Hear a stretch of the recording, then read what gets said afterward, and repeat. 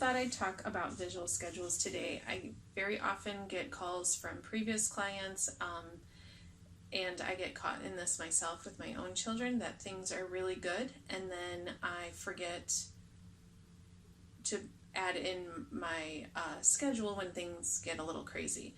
And now with kids back in school or e-learning, and they're switching back and forth, and there's lots of different routines that are happening, a lot of parents are kind of stuck right now and not sure what to do. So I typically go back to, if everything's kind of in chaos, let's add in a routine, at least to certain parts of the day, to provide some structure, and that typically helps. These are not made to be very extensive. They're things around your house. Typically, a lot of people have laminators this day, and you don't need to use a laminator, or you could very easily just print out a picture and use that. So don't focus on how extensive it is, and don't focus on it being flimsy or not. You want to start somewhere and then modify it along the way if you need. So for my littles, I tend to use real pictures of either household things in their house or of them doing a task, because it's easier for them to generalize that task. With older kiddos, using a picture from the internet or whatever is fine. If they don't have an issue, if they understand that pictures represent something, then you can do that. So, but to keep in mind, a couple things about it is a visual schedule is not necessarily a timed thing. They may have a certain amount of time to complete the task, and you may be using timers to help them move through from each step with a timer, but typically a visual schedule, either for their day or for a task broken down, it's a sequence of tasks or steps to complete an activity. So don't focus on time.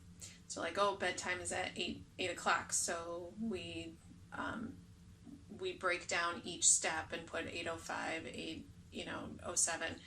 No, it's just the picture of each task instead of timed. That way, if the time is off, like say you started bedtime routine at 8:30 instead of 8 that day because of whatever reason, the child isn't focused on the time. It's just the pattern that you're following. So that's one key. So why do we do visual schedules? We do visual schedules to create independence for the child, to take that control away from the parent and provide it to the child. It takes away the nagging. You need to do this, you need to do this, and you need to do this. And then you just say, oh, go look at your schedule. What does it say on there? And it directs the power to the schedule versus to the adult. And that's easier for a child to take more independence from. So there's lots of different ways to make them. You can use magnets and Velcro and laminate, not laminate, poster board, not poster board, dry erase boards. You can use lots of different things. There are Teachers Pay Teachers, and there's some on there that you can use that for a few dollars. And I believe it's you print it out and do it yourself still. So you can do that. Just keep it simple and start small. So a couple of really easy ones. When my son was little, very easily, I took a piece of paper. I did laminate it because Velcro is easier on laminated. So I literally took a piece of paper and laminated it. To do, done. It was laminated. I put Velcro on both sides, and he had a picture of his task. So say it was get dressed. So it was a picture of clothes. After he did it, he could rip it off. It's a nice sensory experience to rip that off and then move it over to done. And we did that. We kept it in the kitchen because he was able to move through that, and I could help monitor him to move through it. Another very easy task is you take a picture. You could take, like on a string or something, put 4x6 pictures. You can literally just print them out, normal sizes, and either put them on magnets, put them on the board, on your wall, whatever, or on a string. And you can have a clipper, clothespin. One side says to do, the other side says done, and you can put it on for the to do side. When he's done, he can clip it off and put it on the done side. So that's a very easy, simple thing to do, and you can just keep those. Now, in my house, this makes no sense. They would become something else, and that's something to keep in mind. Whatever's appropriate for your home of what your child either can do motor-wise or sensory-wise of being able to focus on it, You want to keep that in mind. This would become costumes or building with it in my house, so we do not use these for visual schedules. Another one, either choices or visual schedules, just a dry erase board. You can either keep it loose, you can keep it on their door. They have the very small ones, but it needs to be magnetic. So you can buy the magnet strips and just cut out pictures. And we use these for choices. So he has his sensory choices. We have a whole bunch of them that he can choose from when it's a sensory activity time, and he can choose. So our most recent one, when things got really crazy with our house with school starting, I realized morning and evening became a disaster. Constantly nagging him to move through his sequence that he needs to do in the morning to be ready for school, and to get ready for bed. He was constantly allowing himself to get distracted. So I realized we have an auditory schedule of he knows the pattern, but I was walking him through or nagging him through it. And so I decided I was all done with that, and I decided to put up a schedule. So I will show that to you. It's up here.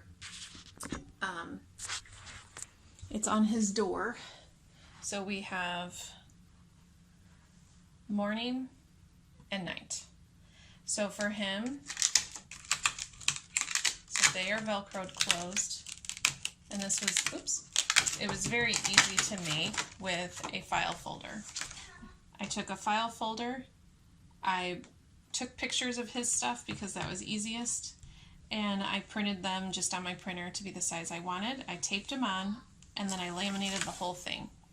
I cut the flaps and threw on Velcro. So each one he closes and it's done.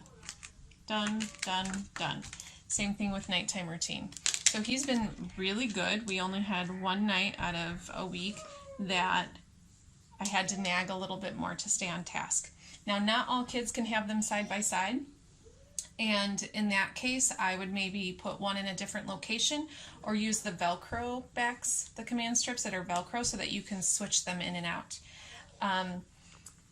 You want to have your schedule as close to where you need it as possible. So, like for him, it's on his door because that's where he's doing his schedule. Is the door and is his bedroom in the bathroom. If it's more related to by your kitchen, put it in your kitchen.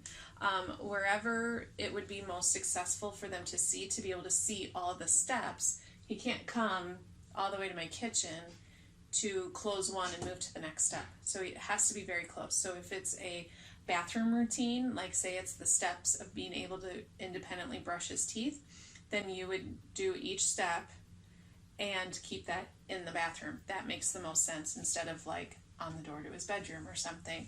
It needs to be close by where the tasks are happening. So keep that in mind. Any questions, please reach out to me. There are lots of different ways, and every household is very individualized. So needs of the child, needs of the family, and what needs a visual schedule. Sometimes it's just your day of, kind of moving them through your day. Sometimes it's a task-based. So they're used for different reasons. So if you need help determining that, please feel free to reach out to me. I'd love to help you and help you decide how to make it and which steps need to be included. So thanks. I hope this helps everybody maybe make some good decisions of how they can help their child with tasks, and reach out if you need anything. Thank you.